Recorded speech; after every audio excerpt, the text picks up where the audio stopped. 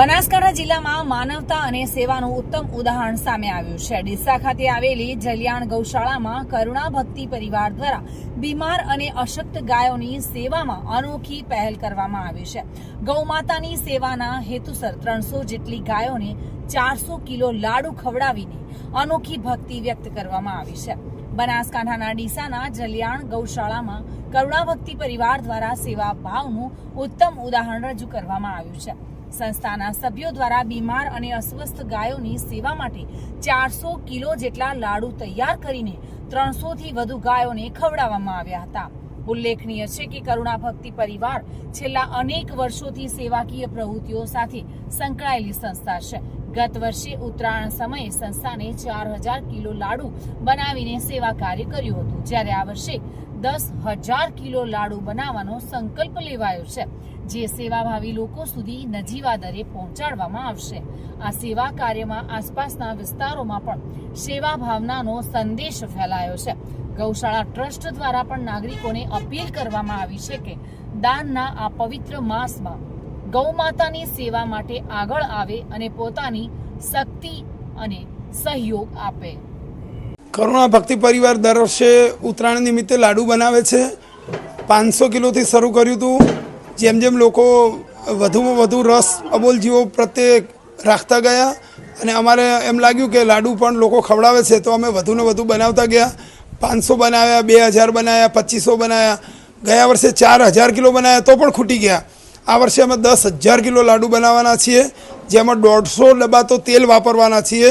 એનું કામ ધમધોકાર ચાલુ છે। 2 ટીમો લાગેલી છે, 15 મજૂરો સાથે રાખી અને આ કામ થઈ રહ્યું છે, જેમાં 6000 કિલો ઘઉં અને 2500 કિલો જેટલો ગોળ પણ વાપરવાના છીએ।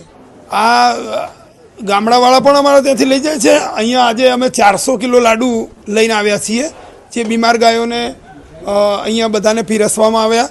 અને બીજી કેટલી ગાયો લાગે? આશરે જ્યારે 10,000 કિલો બનશે ત્યારે ગાય અને કૂતરા ડીસા તાલુકાના ગામડે ગામડે આ લાડુ પહોંચશે। લોકો આશ્રમોમાં લઈ જાય, ગૌશાળાવાળા લઈ જાય, બીજા જીવદયા પ્રેમીઓ બધા આવે અને એ પણ બધા લાડુ લઈ જાય। અત્યારે દર વર્ષે તો ઘણી બધી લે છે, પણ આજે 26 તારીખથી શરૂ કર્યું છે, એટલે આજે પણ 200 ગાયો અહીંયા લાડુ ખાશે।